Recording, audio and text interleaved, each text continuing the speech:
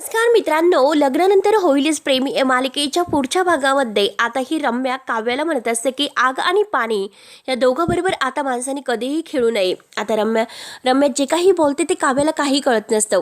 काव्याला आता रम्याचा राग येतो. त्यानंतर मात्र आता काव्या गाडीतून येत असते आणि काही मुलं मात्र काव्याच्या गाडीसमोर येऊन उभे राहतात. तेव्हा मात्र आता काव्या गाडीच्या खाली उतरते आणि त्यांना विचारते की काय झालं, कुणी असं गाडीच्या समोर येऊन उभं राहतात का.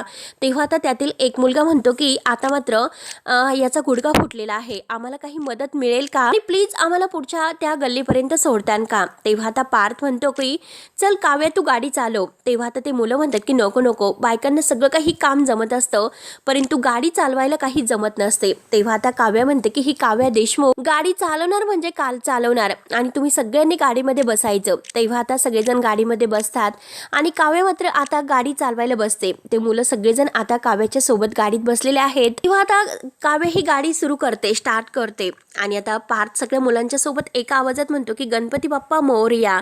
तेव्हा काव्या रागाने पार्थकडे पाहत असते. तर मित्रांनो, पुढे नक्की काय होणार आहे हे बघायला विसरू नका. तोपर्यंत धन्यवाद.